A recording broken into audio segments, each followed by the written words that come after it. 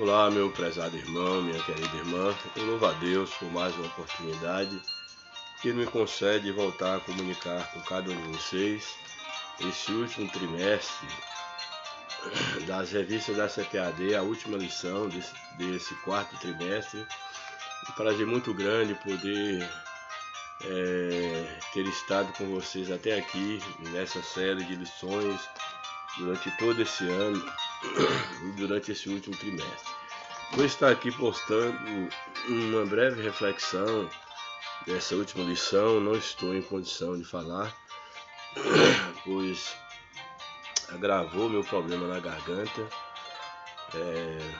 Inclusive de hoje até amanhã vou estar procurando ao médico, vou fazer aí um teste, pois de fato minha garganta, estou com a tosse já há mais de 8 dias e não estou conseguindo falar muito. Também encerramento de ano letivo, tenho estado muito ocupado, aulas aí, final de ano, muita atividade, contato constante com muitas pessoas e de fato estou um tanto quanto debilitado, mas vou estar aqui trazendo um breve comentário aí da última lição. Nesse momento quero aproveitar para desejar a cada um de vocês aí um Feliz Natal, que Deus esteja abençoando a vida de vocês, que nós temos a consciência que o verdadeiro sentido do Natal é o nascimento de Cristo, não apenas numa manjedoura há 2000 anos atrás, mais de 2000 anos atrás, mas principalmente o nascimento de Cristo em nossos corações, nos tornando novas criaturas, nos tornando novamente filhos de Deus, uma vez que todos os filhos de Deus eles foram contaminados pelo pecado, foram mortos pelos pecados.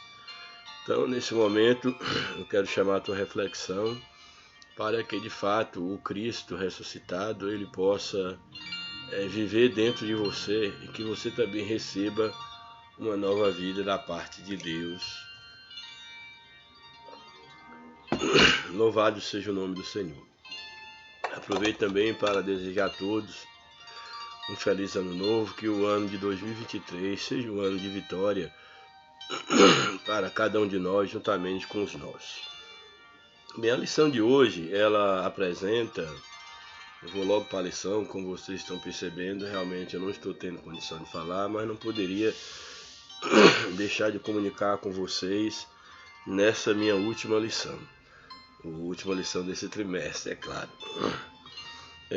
O título da lição 3, de 25 de dezembro de 2022, traz como título O Senhor está ali. É muito interessante esse título porque ele vai fazer uma referência a um novo nome que será dado a Jerusalém, e aqui há uma menção tanto a Jerusalém milenial quanto a nova Jerusalém que descia dos céus, que ela receberá o nome de O Senhor está ali. É importante porque nós vimos que quando Deus chamou Abraão e prometeu que dele faria uma grande nação e que as nações da terra seriam benditas através dessa nação criada a partir de Abraão, era exatamente com a finalidade de que todas as nações fossem alcançadas por meio da nação de Israel. Que todas as nações percebessem que o Senhor estava no meio do povo de Israel. Mas, infelizmente, ou felizmente para nós, o povo de Israel, eles rejeitaram a Deus e a salvação. Como a Bíblia diz que ela vem do judeu, mas por um tempo os judeus rejeitaram, Israel rejeitou, e entrou-se então o tempo dos gentios. E a ideia desse novo nome na Jerusalém milenial, como também na Jerusalém celestial, o Senhor está ali exatamente para cumprir, para mostrar o que de fato Deus tinha planejado desde o princípio, para que Sião, terra de Sião, Jerusalém, fosse uma bênção para a humanidade, e que o nome de Deus ele fosse encontrado, fosse buscado também a partir de Jerusalém. A leitura do texto bíblico em classe está no livro de Isaías, capítulo 11, verso 9. Diz assim: não se fará mal nem dano algum em todo o monte da minha santidade, o monte Sião, se referindo aqui a Jerusalém milenial e também uma referência apontando para Jerusalém celestial. Porque a terra se encherá do conhecimento do Senhor, como as águas cobrem o mar. O mundo de então, a terra, ela tomará conhecimento de que Deus reina na nação de Israel, em Jerusalém, e as nações, a Bíblia diz, que elas caminharão para a luz de Sião, a fim de aprenderem do Senhor, a fim de estarem debaixo da bênção de Sião, da bênção de Deus de Jerusalém, que então passará a ser chamada pelo nome O Senhor está ali. A verdade prática da lição. O Deus de Abraão, de Isaac e de Jacó governa soberanamente o seu povo.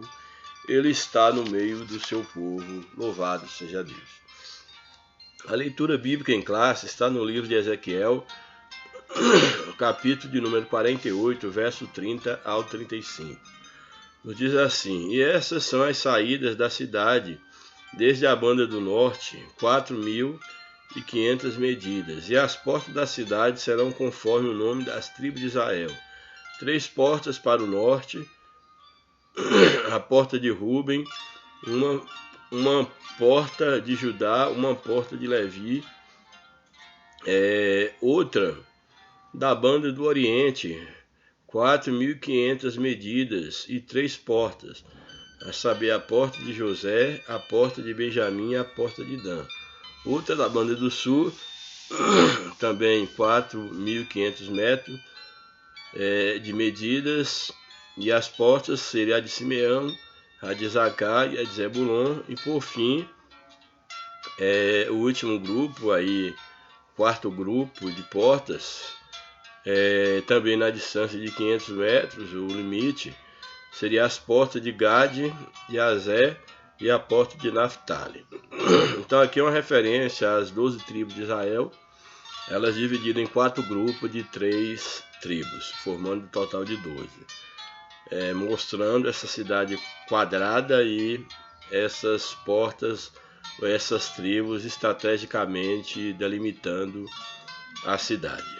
18.000 medidas em redor é o nome da cidade. 18.000, multiplicando essas medidas aí, que foram dadas aí 4.500 metros de medida, vai dar exatamente 18.000 metros. Então diz aqui, 18.000 medidas. 18.000 medidas. Aqui é a ideia aqui do texto, ele aborda aqui a questão de medidas, e aí basta ficar atento à questão de um contexto maior quando se trata aqui da questão dessas medidas, se serão em côvados ou em côvados, que é a linguagem que a Bíblia mais utiliza. Então, o que aqui o texto fala é das medidas.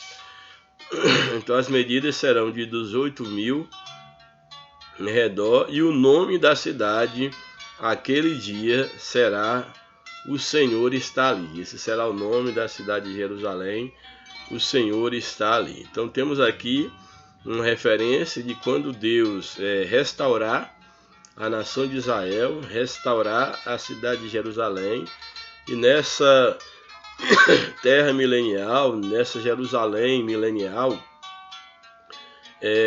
nós teremos então o seu nome mudado. O nome Jerusalém, apesar dos séculos e ter uma referência à ideia da paz, à ideia da cidade de Deus, mas ela não conseguiu se livrar dos pecados, da memória, da idolatria, etc. E aqui nós temos uma mudança do nome de Jerusalém como um sinal da transformação da nação de Israel, de uma transformação como sinal de uma mudança, não só no aspecto político, mas no aspecto espiritual, ou seja, uma restauração política e também espiritual. E como marca dessa restauração espiritual, principalmente, nós temos aqui a mudança do nome da cidade, que é o Senhor está ali.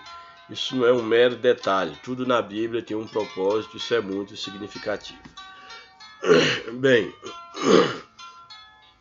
a introdução da lição nos apresenta. Vimos na primeira lição do trimestre que o livro de Ezequiel antecipa a tradição apocalíptica das Escrituras. O livro de Ezequiel começa com a visão da glória de Javé ou Yahvé e conclui com a descrição da glória de Deus na Jerusalém glorificada. Não é possível apreender o livro de Apocalipse sem os oráculos de Ezequiel. Esses dois livros é necessário que eles sejam intercambiados para que haja melhor compreensão de ambos. Encontramos abundantes dados cruzados nesses dois livros e ambos são revelações sobre o fim dos tempos. A presente lição encerra o trimestre estudando os aspectos da Jerusalém do milênio, a Jerusalém aqui terrestre, que não deve ser confundida com a Jerusalém celestial, mas que aponta essa Jerusalém terrestre, milenial, ela aponta para a Jerusalém celestial que João vê descendo dos céus. Primeiro tópico da lição, sobre a cidade. Há certa similaridade entre a visão de Ezequiel e a do apóstolo João no livro do Apocalipse, na linguagem e no conteúdo, mas é importante que os crentes saibam distinguir a diferença entre a Jerusalém do milênio e a nova Jerusalém do mundo vindouro, que é a Jerusalém descida dos céus. Primeiro subtópico, e essas são as saídas da cidade. Essa seção final da profecia é um suplemento não somente do capítulo, mas também do próprio livro, do livro aí de Ezequiel. Apesar de o nome da cidade não ser mencionado, o contexto deixa claro que se trata de Jerusalém.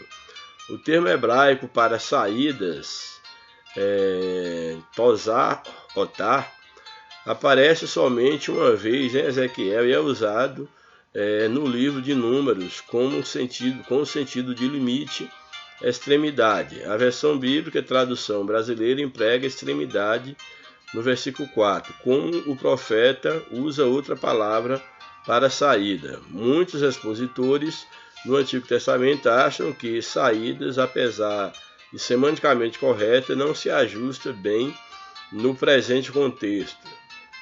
A ideia, segundo alguns, seria essas são as extremidades da cidade, mas saídas é a forma familiar e mais tradicional mantida na Septuaginta, a visão grega do Antigo Testamento, a versão grega do Antigo Testamento e as nossas versões atuais da Bíblia. Então aqui o texto ele apresenta as medidas, as saídas da cidade, e aqui há uma discussão, apesar de que a linguagem mais familiar apresentada, o que chegou a nós é a ideia de saídas da cidade, mas o que é colocado aqui é que de fato essas saídas elas falam dos limites da cidade. E é uma linguagem bastante plausível, porque de fato aqui fala das delimitações da cidade. Essa cidade ela tem os seus limites bem delimitados, quando coloca aqui 4.500 medidas de um lado, de outro, uma cidade quadrada delimitada por medidas muito específicas aqui reveladas nessa visão de Ezequiel. Então o que dá a entender aqui é que as saídas da cidade é uma referência exatamente aos limites, às extremidades da cidade de Jerusalém, uma referência a Jerusalém milenial, como também a Jerusalém celestial.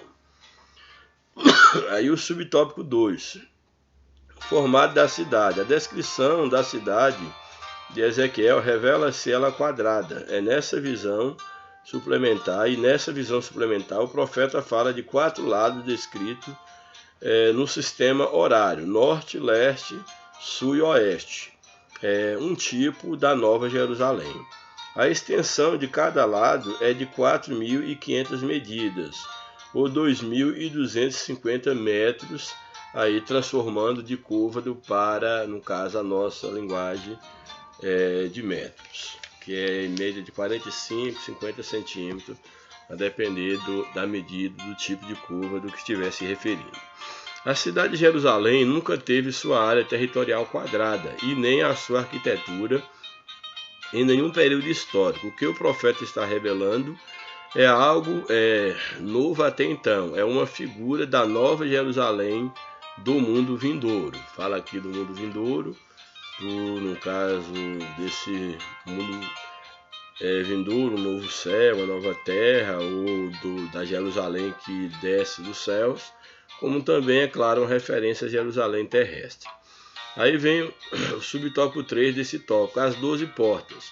A Jerusalém histórica do período de Ezequiel e de Jeremias possuía pelo menos 6 portas, segundo o livro de Jeremias.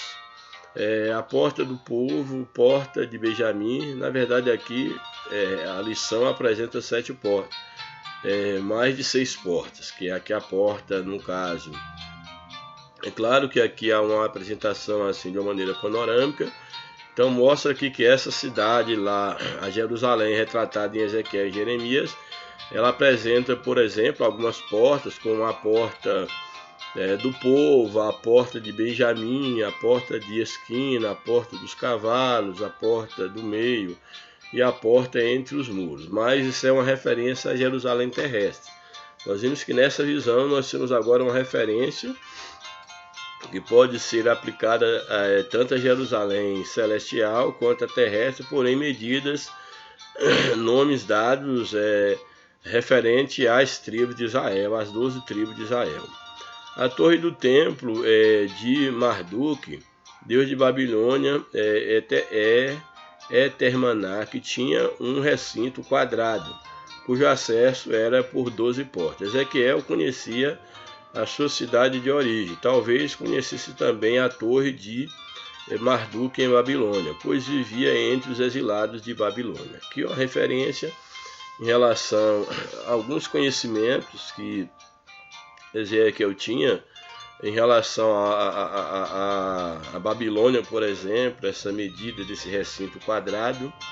E em outros momentos a Bíblia vai falar assim, e alguns inferem que seria uma espécie de uma menção da Jerusalém, tendo uma certa semelhança com Babilônia, mas o certo é que até mesmo no livro de Apocalipse, a Babilônia também ali é citada como sendo algo figurado, e não a Babilônia enquanto Império Babilônico. Subtópico 4. Origem do formato e das portas. Deus é a fonte da revelação e da inspiração da visão e da mensagem de Ezequiel. Não se pode admitir que o profeta se inspirou num templo pagão, pois os oráculos entregues ao profeta, seja por imagem, som, ou seja, a visão ou a palavra, vieram de Yahvé. Então, mostrando aqui, e quem pensa que essa visão é algo da cabeça do profeta Ezequiel, baseado no que ele viu lá na Babilônia, é um erro crasso.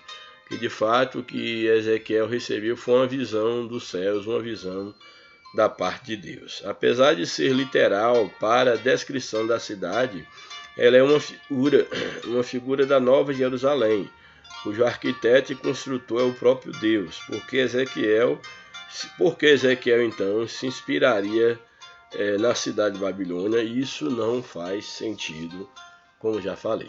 O tópico 2 da lição, sobre o nome das 12 tribos. Os patriarcas Abraão, Isaque e Jacó aparecem com frequência nas Escrituras como representantes e fundadores da nação de Israel. Outras vezes são os nomes dos 12 filhos de Jacó para representar as 12 tribos de Israel. Então nós vemos que a menção de Abraão, Isaque e Jacó como representantes da nação de Israel, fundadores, é algo muito comum na Bíblia, e em outro momento também fala do nome dos filhos de Jacó, os 12 filhos, como representantes da tribo de Israel. E aí o primeiro subtópico nos diz o seguinte: as 12 tribos de Israel. Há cerca de 20 listas dos filhos de Jacó e das respectivas tribos de Israel no Antigo Testamento, mas não existe nenhum padrão. Então há várias listas apresentando alguns nomes, ou os nomes das tribos de Israel, mas não há um padrão em relação como elas são posicionadas, diferente do que nós vemos aqui nessa visão de Ezequiel aqui do templo milenial. Por exemplo, a lista com os 4 primeiros nomes, Ruben, Simeão, Levi e Judá, seguem a ordem de nascimento, o padrão é esse. Outras listas divergem a partir do quinto nome. A lista de Ezequiel segue no sentido horário a partir do norte da cidade, com Ruben, Judá e Levi, leste ou oriente com José, Benjamim e Dan, sul com Simeão, Isacar e Zebulon, e oeste ou ocidente com Gade, Azé e Naftali, que é a ordem aqui da visão do templo aqui e das portas em Ezequiel. Subtópico 2. Critério da ordem dos nomes. Pelo relato do nascimento deles, a melhor explicação da ordem dos nomes parece ter sido o critério das mães deles, ou pelo menos uma tentativa. Leia e Zilpa de um lado, Raquel e Bila de outro, segundo alguns seria o critério mais plausível. A diferença é que Naftali é filho de Raquel, por meio de sua serva Bila. Então aí já seria uma observação dessa diferença que quebra, vamos dizer assim, essa ordem parece mais plausível. E esta junto com Gade e Azé, filhos de Leia, por meio de Zilpa. Toda a escolha tem seu propósito, nada é aleatório. Os escritores bíblicos sabiam o que estavam fazendo. A questão é que nós desconhecemos quais os critérios, no caso, colocados por Deus para levar os escritores a assim descreverem este evento escatológico. Subtópico 3. Propósito dos nomes. Dos 3 patriarcas do Gênesis, Abraão, Isaque e Jacó, o último deles, no caso Jacó, foi o único em que não houve eliminatória dos filhos para a formação da nação de Israel. De Abraão, o filho escolhido foi apenas Isaque. De Isaque, o filho escolhido foi apenas Jacó. Porém, de Jacó, todos os filhos estão incluídos nessa escolha como representante das tribos de Israel. Esses 12 filhos de Jacó deram seus nomes aos 12 territórios na terra de Canaã, durante a partilha da terra sob a liderança de Josué. Assim, o propósito desses 12 nomes dos filhos de Jacó como representantes da nação está claro também no éfode sacerdotal, que nós temos ali, que no éfode ele levaria naquelas 2 pedras os nomes das tribos de Israel, 6 de um lado, 6 do outro, seriam, no caso, com uma representação de que o sacerdote levaria a nação sobre si, estaria sobre ele a responsabilidade de ser o intercessor, enquanto sumo sacerdote, intercessor do seu povo. E porás as 2 pedras nas ombreiras do éfode. O éfode é aquela espécie de um peitoral, e aí havia 2 pedras na ombreira do éfode. E porás as 2 pedras nas ombreiras do éfode por pedras de memória para os filhos de Israel. E Arão levará os seus nomes sobre os seus ombros, sobre ambos os ombros, para a memória diante do Senhor. Então, quando Arão entrasse diante de Deus, ali estaria entrando na pessoa de Arão, ali nas 2 pedras do éfode, que tinha ali os nomes escritos, estaria entrando diante de Deus Israel, a nação como um todo, as 12 tribos. O nome das 12 portas de Jerusalém, bem como na Nova Jerusalém, tem por propósito a memória dos filhos de Israel, quando cada porta recebe o nome de uma tribo.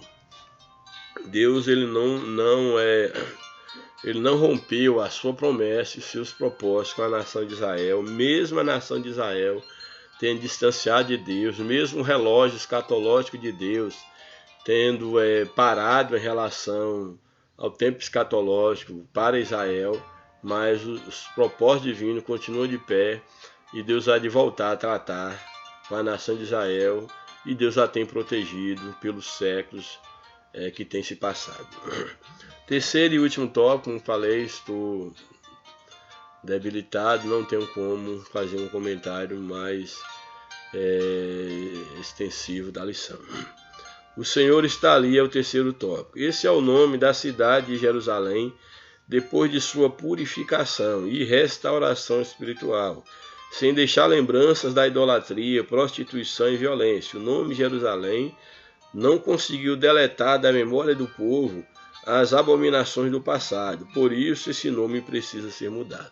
O que é muito interessante, porque quando Jerusalém tem o seu nome mudado para esse novo nome, o Senhor está ali, isso mostra exatamente o novo estado espiritual de Israel, mostrando que Deus de fato estava na nação de Israel e aqueles que quisessem buscar a Deus sabiam o endereço onde encontrar Deus. E aí eu trago uma reflexão para cada um de nós nesse momento. Você, como igreja, você que leva sobre si o nome do Senhor, será que de fato as pessoas elas podem ver Deus em você? Será que de fato as pessoas elas podem te procurar sabendo que você é uma referência de Deus? Que Deus está aí, que Deus está ali onde você está? Isso é muito sério, muito significativo. Às vezes nós nos tornamos cristãos, falamos ser evangélicos, ou espírito, católico, mas não estamos, seja qual for a religião que professa-se como cristianismo, mas não estamos preocupados com o nosso exemplo de que Cristo, de que o Senhor seja encontrado em nós, que nós sejamos de fato uma referência a Deus e à sua santidade. Isso é muito sério. Que temos aqui que Jerusalém, quando ela foi restaurada e transformada, ela recebe um novo nome e esse nome expressa exatamente o lugar onde Deus está. Que eu e você, que nós sejamos uma referência de onde o homem, o mundo possa encontrar Deus através das nossas atitudes, do nosso exemplo, da nossa vida de comunhão, de santidade. Louvado seja o nome do Senhor. Os nomes das cidades, subtópico primeiro. O primeiro nome da cidade de Jerusalém é Salém, que significa paz, desde os dias do patriarca Abraão. Ela foi chamada também de Jebus, que esteve sob o domínio dos jebuseus, e só foi conquistada por Davi depois de alguns séculos da conquista de Canaã. É chamada também de cidade de Davi. Ela também é chamada de Sião e de Ariel. Jerusalém é o nome mais conhecido e significa cidade de paz. Porém, a paz de Jerusalém, de fato, é Cristo. Daí a própria mudança do nome para que, de fato, Jerusalém fosse conhecida pelo nome O Senhor está ali, que é a verdadeira paz. Mas esse nome não aparece no suplemento da profecia de Ezequiel. A cidade é identificada pelas características ali apresentadas. Ela é chamada em Apocalipse, Arraial dos Santos, a cidade amada, é a forma como ela é apresentada em Apocalipse. Arraial dos Santos, santos de quem? Os santos de Deus. A cidade amada, amada por quem? A cidade amada por Deus. Segundo tópico, subtópico, o nome divino.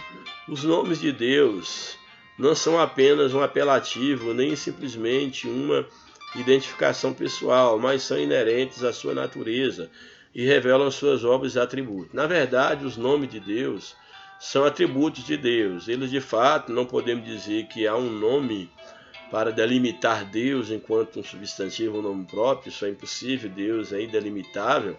Mas os nomes que a Bíblia apresenta sobre Deus são atributos, são manifestações, diz respeito ao caráter, aos atributos de Deus, a como Deus se apresenta para o homem, seria a melhor definição. Não é meramente... Desculpa, gente.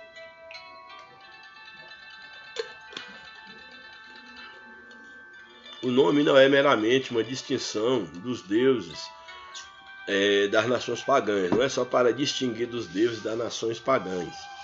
O nome revela o poder, a grandeza e a glória do Deus Todo-Poderoso, além de mostrar os atributos dele. O próprio Deus se identifica a si mesmo como Hashem, que é o nome, e é o nome sobre todos os nomes. Quando a Bíblia faz menção do nome de Deus, está se referindo ao próprio Deus. Haverá um lugar que escolherá o Senhor, vosso Deus, para ali fazer habitar o seu nome. A Bíblia nos mostra com clareza que Deus que Deus se deu a conhecer nos tempos do Antigo Testamento por vários nomes, inerentes à sua natureza e às circunstâncias de sua revelação. Para Abraão, ele apareceu como a provisão para o sacrifício em lugar de Isaque, seu filho, com o nome de Yahvé Jireh, que significa o Senhor proverá. Quando Abraão estava prestes a sacrificar o seu filho, Deus se manifesta como o Senhor proverá, e ali proveu um cordeiro que simbolizava exatamente Cristo, que haveria de morrer para redimir a humanidade. E prometendo livrar os filhos de Israel daquelas pragas e enfermidades que sobrevieram aos egípcios, ele se manifestou como Yahvé Rafá, ou seja, o Senhor que sara, entre outros nomes, mas o nome divino Yahvé Samar, ou seja, Yahvé Samar, isto é, o Senhor está ali, que é o que é chamado aqui na lição o nome da cidade de Jerusalém, é o novo nome dado à cidade no milênio. O objetivo é dissociar o nome de Jerusalém com os pecados do passado. O novo nome aqui fala de uma nova identidade. E é significativo que a Bíblia diz que quando nós fomos arrebatados e nós estarmos diante de Cristo, nós receberemos um novo nome. E fala da nossa nova identidade, da nossa identificação com Deus, com Cristo, do nosso novo caráter, esse novo homem, esse novo ser que nós seremos. Louvado seja o nome do Senhor para sempre. E a conclusão da lição nos apresenta: o apóstolo Paulo ensina que com a queda de Israel veio a salvação para os gentios, o que não diremos com a sua plenitude. Ou seja, se com a queda de Israel veio a nossa salvação, imagine com a plenitude, com a restauração de Israel, como o mundo não será abençoado. As bênçãos anunciadas nas profecias de Ezequiel não se restringem apenas ao povo judeu. Elas são extensivas a toda a terra. É importante salientar que nós já estamos sendo abençoados como igreja pela presença do Espírito Santo em nossas vidas. Aqueles que servem a Deus já têm sobre si a bênção de Deus. Imagine quando nós de fato estivermos servindo a Deus. Nesse novo céu e nessa nova terra estaremos num estado eterno de glória. Que Deus nos abençoe, que Deus nos ajude.